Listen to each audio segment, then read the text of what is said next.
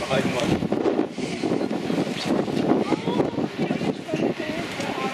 What is that teapot doing? Getting very cold. Yeah, that's what I was going to say. I mean, I don't know a lot about birds, but Well, I'm thinking it just... I can see an Australian soft crested cockatoo.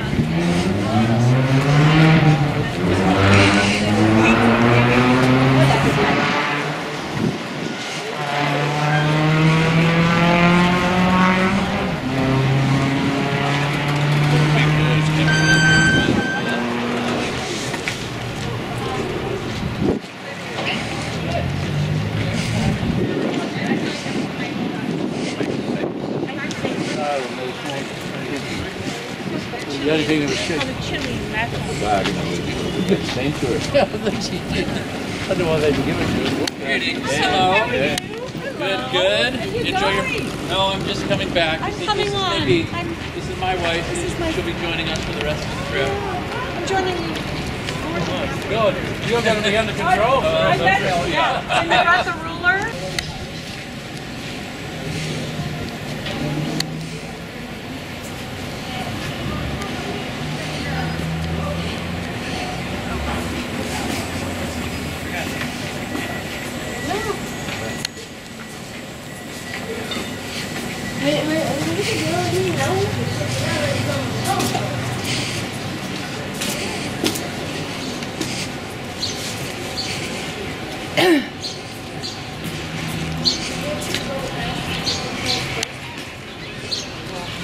I want to get to a shop so I can get this.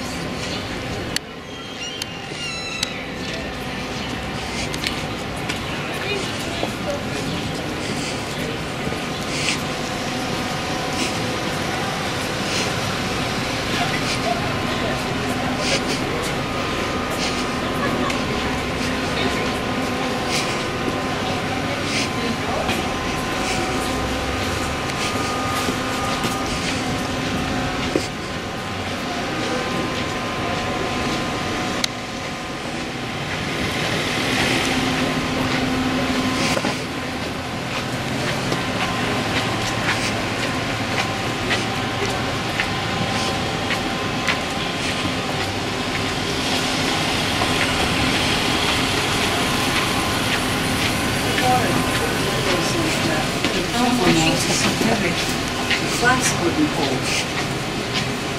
I gave it to Barbara.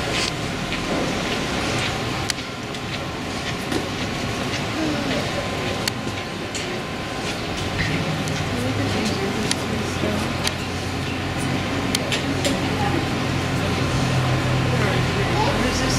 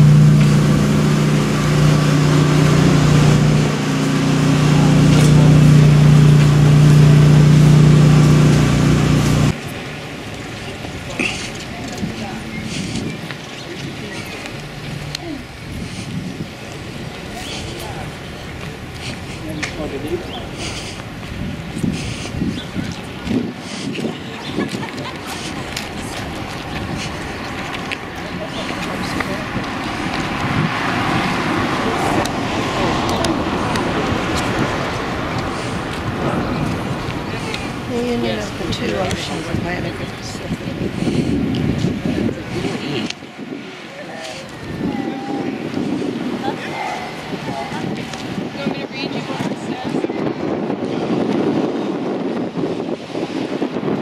What you want to know? What it says is that the sea, with its symbolic majesty and power, this place marks the convergence of the Atlantic and Pacific Ocean, and located geographically in Ushuaia.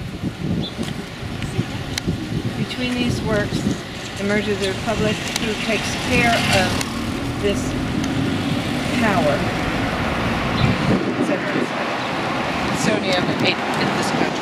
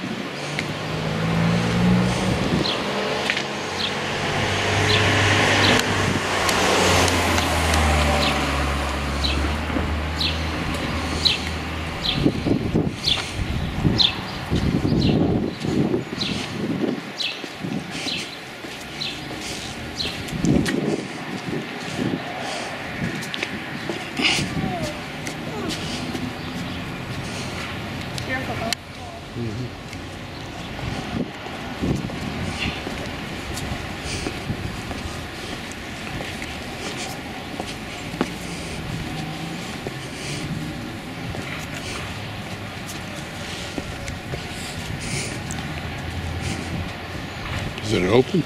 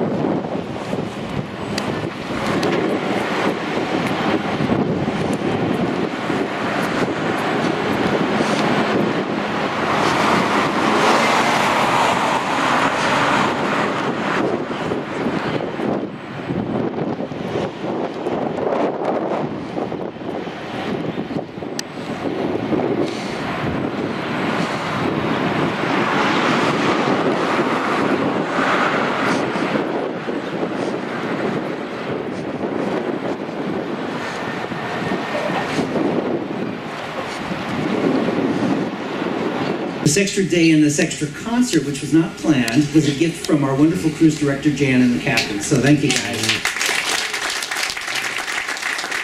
Now, as you gathered from my title, Are You Serious? I want to take a little different approach tonight because it's worth reveling in what we have created over the last 500 years. In the history of Western culture, there are essentially 5 artists who are considered transcendent. The first one, of course, came from a small island in Europe called Britain, and that was the great William Shakespeare. The second was the great Italian Michelangelo, who was a great painter, architect, and sculptor. And the other three were Bach, Mozart, and Beethoven, all of whom were born within 100 years of each other and lived within 100 miles of each other in Germany and Austria. You have to wonder what was in the water at that time. Now, this was an astonishing thing, because what happened was, just as oil painting made it possible for the great painters to emerge in the Renaissance, when Bach finally figured out how to tune a piano, he called it the well-tempered clavier, all bets were off. From then on in, we had generation of great composers. Bach, Handel, and Scarlatti were all born the same year, as a matter of fact. There was just talent tumbling over each other, which continued, of course, well into the 60s, as you had the Beatles and the Stones and all emerging at the same time. It's a great thing that happened. But what really occurred during all of this was a huge change of style as well with every single generation. Now, in the Baroque period, where Bach worked and lived, it was a very different world than one we inhabit now. Bach really believed that there was a God in heaven and a devil below, and that you had to live your life always thinking about this. And his music reflected this. And as a result, all music from the Baroque had a limitation on it, which was called the doctrine of affections. In one key, you could only play in one mood. You couldn't change moods within a certain key. So, for all the wonderful variety within the music, they were still clamped down a little bit by this belief. What Bach managed to do was take one mood, like the key of G minor, and turn it into a whole universe, even as he stayed within his one mood.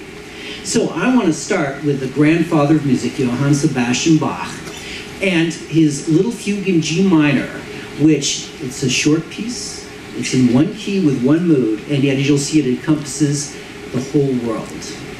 We'll warm it up, of course, with Jesu, Joy of Man's Desiring.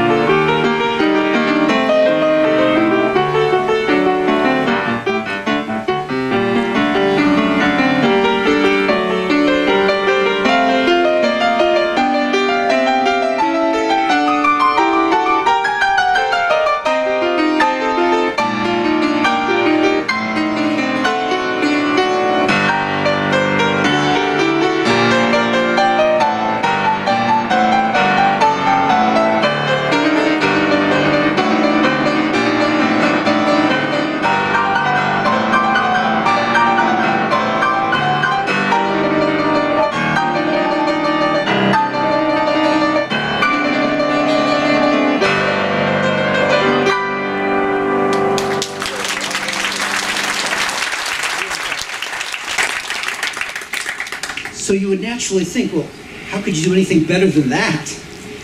Well, what happened was music decided it had to simplify after Bach, and we entered what was called the classical period. Now here's where it gets quite interesting, because Bach, of course, lived in a time of monarchs, whereas the classical period coincided with the fervor and the revolutionary zeal for democracy all around the world. So as a matter of fact, the father of America, George Washington, and the father of the classical period, Franz Joseph Haydn, were both born the same year, in 1732. And by the time we get to Mozart, who was born about 25 years later, classical style had already evolved into something very much like the US Constitution. What they decided to do, and the reason we call it classical, is because they took different parts, different structures, and decided to put them together in perfect symmetry. Exactly as you might find, say, in the US Constitution, what they called the balance of powers between Congress and the president and the courts. Well, it worked well back then theoretically, but at any rate, whatever problems we have today, they had this ideal vision of how humanity and the arts could function.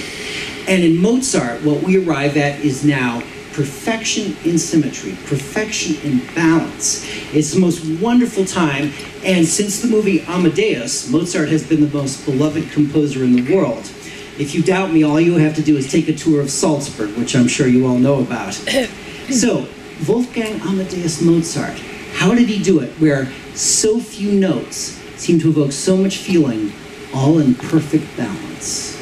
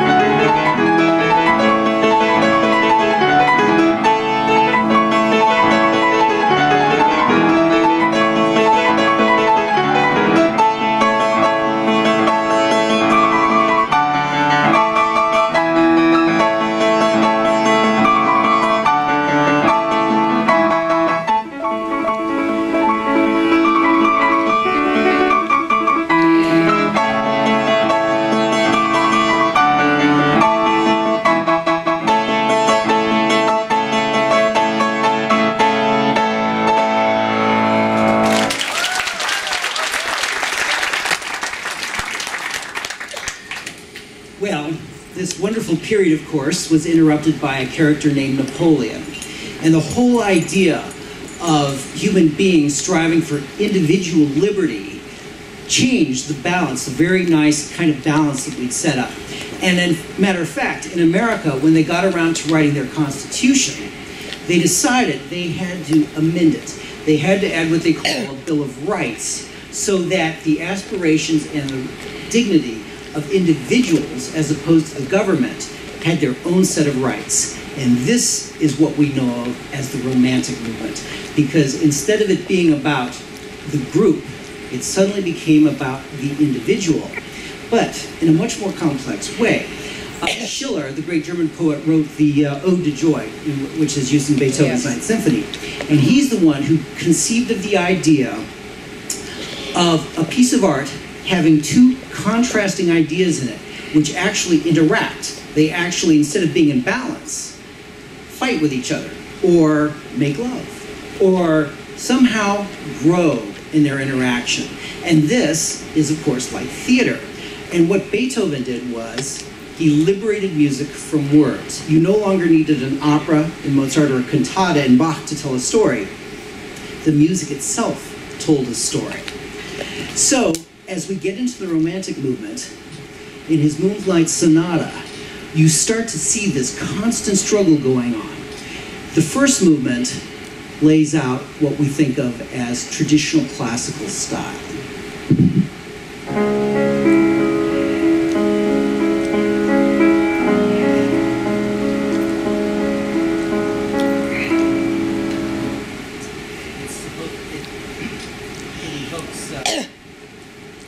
It evokes the moon over Lake Lucerne. But the last movement, we have a real domestic situation. We have, for instance, an angry husband.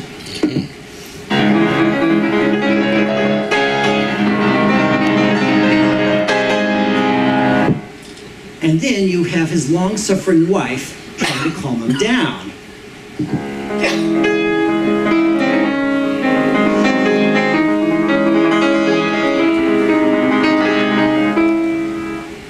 So, as you think of these two personalities, you'll see that they actually are constantly interrupting, trying to get the better of each other. Beethoven's music, as beautiful as it is a struggle from beginning to end.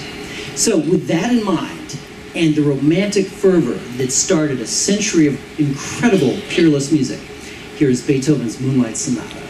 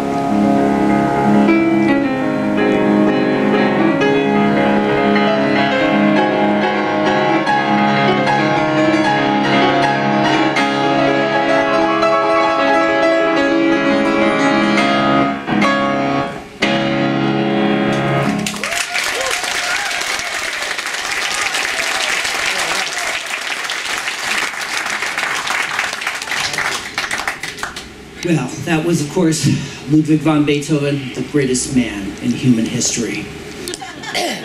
It's my show, I can say it if I want to. Yeah, there you go. Actually, if you ask most musicians who we think the greatest man was, most of us would, believe it or not, say the Hungarian Franz Liszt. And it's not just because he got all the girls. I mean, I have to admit, that's kind of why I admire Captain Dog as well, but still. Oh boy, am I going to get in trouble. I'll never be on this ship again. No, at any rate, Liszt led the most amazing life in which he knew that he was not the world's greatest composer, he was just the greatest pianist who had ever lived. So he decided to use his talent to help everyone around him. And I mentioned how he essentially started Chopin's career when Chopin arrived from Poland, but he also took the terribly sad story of Franz Schubert, who died at the age of just 31, if you can imagine, after having written 1,200 pieces of music. Staggering. I have no idea where they found the time to do this stuff. You look back, you cannot figure it out, really. Actually, there is a reason. I'll tell you what it is. We all wonder, why did there seem to be so much time in the old days? And there isn't today. I read a long book that put the blame on one man, and that man was Alexander Graham Bell. As soon as they invented the telephone, you suddenly had to stay in touch with 200 people instead of 20. And today's with phones, forget it. Our lives are done. At any rate, Liszt would help everybody, and in the process helped himself, as you might imagine. What happened was, when he was just 16 years old, he decided he was going to be the great virtuoso of the piano, much like Rachmaninoff did, and I talked about this in my first show, taking a theme of Paganini's and writing this beautiful Rhapsody on it to glorify the music. Liszt decided to take Paganini's music and show what he could do with it on the piano. In other words, he said, Mr. Paganini, you're great, it's very impressive on the violin, but watch this. Now, Liszt was very young and extremely ambitious, but the pieces he cranked out were unbelievably beautiful, as you'll see in a moment. And he managed to make Paganini's legacy huge. It's the reason there are so many composers who wrote things like the Rhapsody on a theme of Paganini.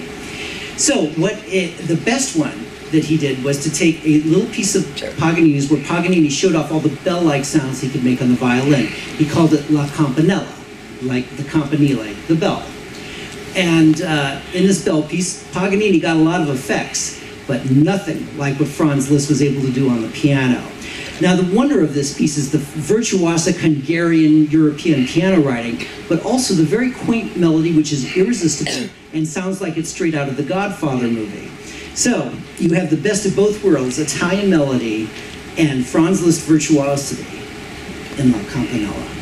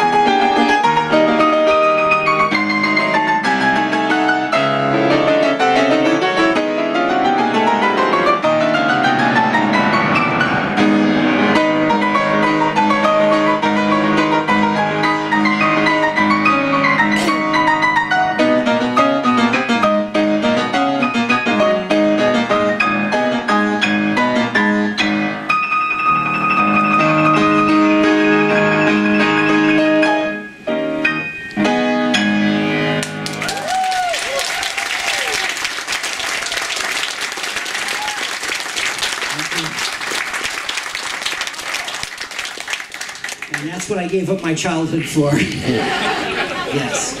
And can you imagine anything sounding any better on the piano? Just remarkable. Genius creation. As I say, Lis was just 16 years old when he first wrote this. Amazing. Just remarkable.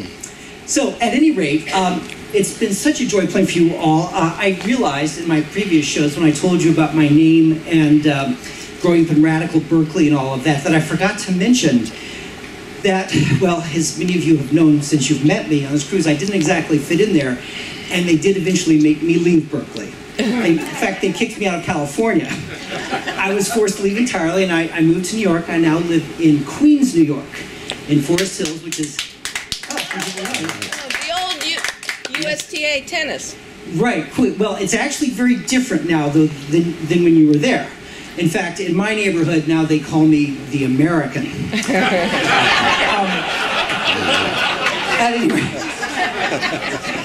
At any rate, for a musician, it's a great place to be. And, you know, whether you're around New York or London, musicians like me and Davey and, of course, our great guitarist, Demetrius, you know, like to be around these urban centers where there's great excitement. And, of course, New York generated the whole American songbook and then the early rock period, which led to the Beatles coming over. And this led to kind of a car crash in this ship because I, of course, played Rhapsody in Blue, Gershwin's masterpiece, for you in my first show. And then last night we heard brilliant entertainer Davey do his own jazz version of it. Before I heard Davey last night, I was actually planning to play the solo version of Rhapsody in Blue for you as opposed to the one with orchestra that I did. So I'm afraid tonight I have a bit of a conundrum and I'm going to have to take a vote. Actually, would you mind turning on the house lights for just a moment here? Because I know many of you were there last night and many of you, of course, will go later to hear our fabulous guitarist, Demetrius. And, you know, I've always enjoyed the friendship of wonderful magician Mark Haslam.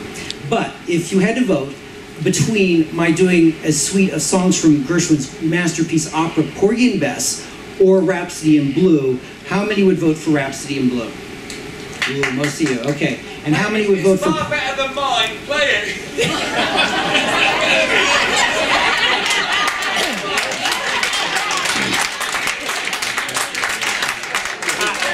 I don't know if it would be better than Dave's. All I would say is I will not be performing it in an altered state. I'm sorry, I meant seasickness. He was definitely under the weather yesterday. But he is a jazz musician. You know what I mean. So, okay, how many would like to hear music from Porgy and Bess? Oh, no, it's a tie. That's what I was afraid of. Just like the Beatles and the Stones, we can't make up our mind. All right, so this is what I'm going to do in that case. Gershwin will forgive me for this, I'm sure. I actually think that the songs from Porgy and Bess are the most brilliant thing ever. So I'm going to do a few of those and segue right into Rhapsody in Blue. We're going to do both. And I think that's the best compromise I can come to. What is this music? Is it show music? Is it jazz? Is it opera? Is it blues? Whatever Gershwin created here transcends all styles, and that's why it's so much fun for someone like me or like Davey, because we can go any direction we want with it. And in my case, as you probably gathered from my other arrangements, I like to go all the different directions at once. When you come to a fork in the road, just take it, I always say.